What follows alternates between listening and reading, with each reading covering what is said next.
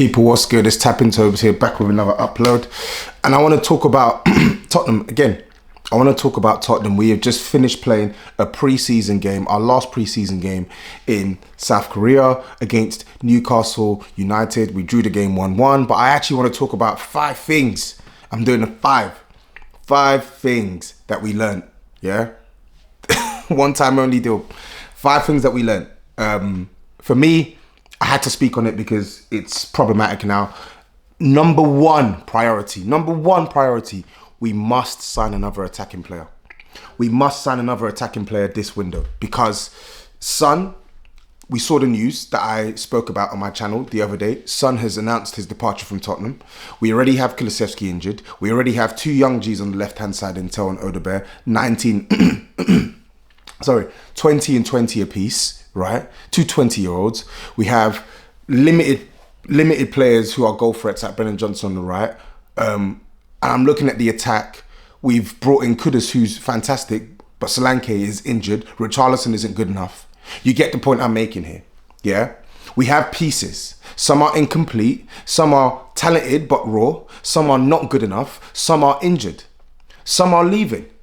The fact of the matter is this: Tottenham need to improve on their attacking options. We absolutely need to, yeah? I'm not saying that we have a terrible attack, but we do not have a formidable attack either. We don't have an attack that sends shivers down the spines of opposition teams. We don't, yeah? We need to sign another attacking player, at least 2, in my opinion, right? I'm looking at that Maddison news today. That looks a big injury. He was in visible pain. He was in visible pain, and that's someone who's just come back from injury. That's someone who we were counting on in 2 weeks' time when we play PSG. But now it looks like that's potentially a big injury there. Touch wood, we're hoping that it's not, but it looks like it could be. And now that's taken a potential want in that position to a need. We absolutely need to sign another attacking player, whether that's a 10 who can play wide, a wide player who can play 10, a wide player who can play on both sides. We need an injection of quality into that area because we already have the prospect of no Kulusevski for a number of months.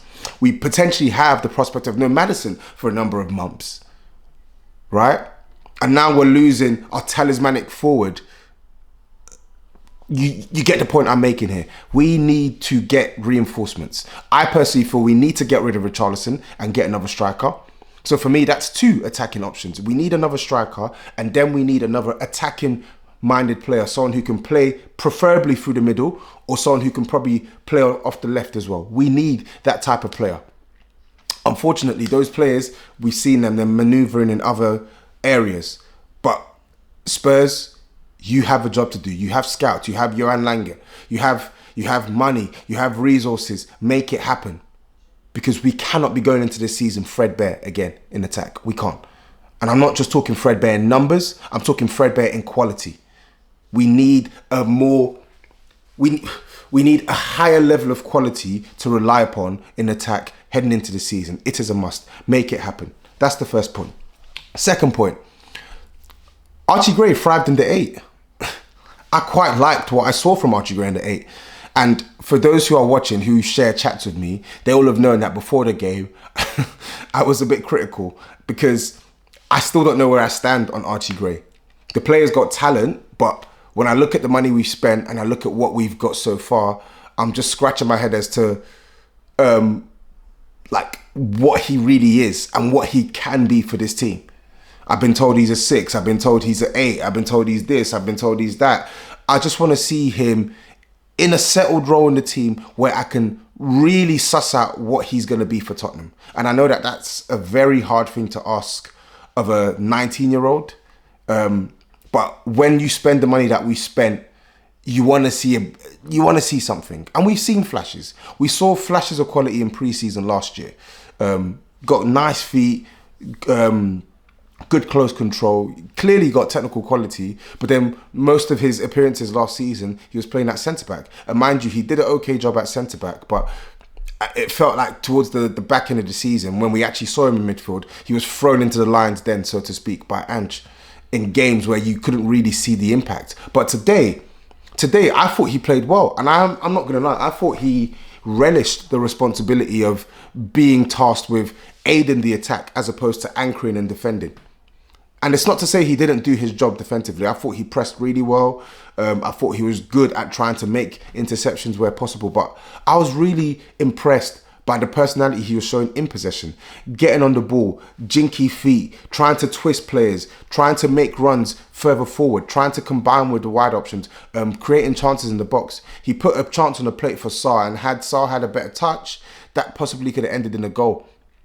Yeah, there was another moment where he got the ball in his own half and he turned a Newcastle player, turned him, carried it, released it, gave it to, I think, Brennan Johnson or Porro, and then made a run into the box, received the ball back, and then created another chance. And that is symptomatic of the performance that we saw from Archie Gray today. It was a all-action performance, as one would call it. Off the ball, he worked hard. On the ball, he showed personality, and most importantly, he showed quality. And that's what we want to see. That's what I want to see, right? It made me wonder, It's like Frank is bringing in Palhinha. Bentancur, who for me actually played pretty well today, again, looks comfortable playing in this 6 role for Frank, where you have the 6 and the 8. And it's like a lopsided 8, but off the ball, they play a bit closer together. I liked the balance of the midfield today. I did. Even with Sarr playing in a position that I'm not really comfortable with him in, I liked the balance of the midfield, and I felt that Gray was a big part of that. Certainly for me, he was the best performer of all the 3 midfielders today. So that was good to see, because the last time I watched him against Luton, I didn't really notice him. If I'm being honest, I didn't really notice him. So today, that was encouraging. Now, again, it's pre-season, so we've got to take these things with a pinch of salt. But it could be an option for the manager heading into the season. In the second half, we saw Gray sort of move into the 6 when Frank took off Bentancur. But then when he brought on Basuma, Gray went back into the 8. So yeah, I don't know. Like, maybe it's something to watch over the course of the season, depending on what Frank's plan is for him. I've been screaming, and I still think we need another technical sort of number 8 or 6, someone who's just able to pass that ball with ease, get us progressing further up the pitch. But maybe Frank is thinking, you know what, I could probably make that work with Bergvall and Gray in the 8. I don't know.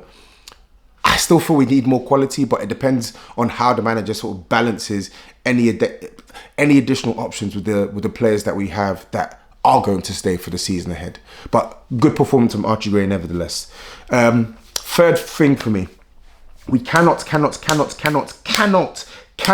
leave this window without signing a left-sided defender. I'm sorry, we can't. And I'm not even saying Ben Davies was terrible today, but it was clear to see a lot of Newcastle's traffic was coming on our left-hand side. Now, I know the goal itself came from our right-hand side, and it was actually a very well-orchestrated goal from Newcastle, topped off by a fantastic finish from Harvey Barnes.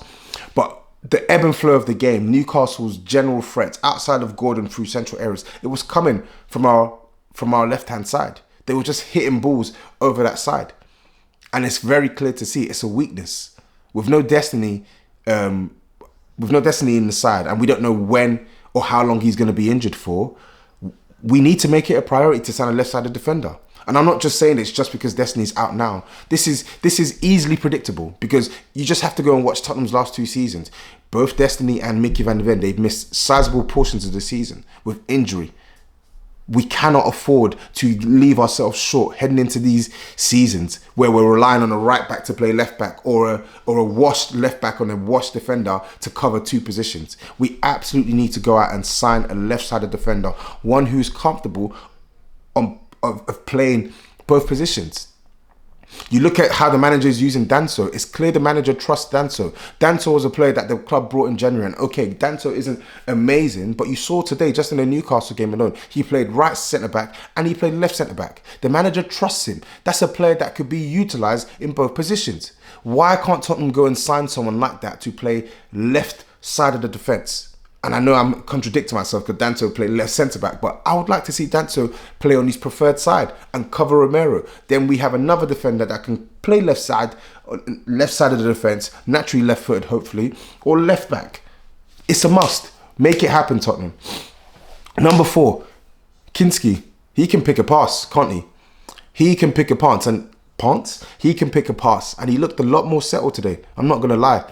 I was impressed with Kinski today, but he wasn't the only player who impressed me. However, I did like his distribution. His distribution was clean, very, very clean, very, very clean. And then the fifth thing I learned, Son is really gone.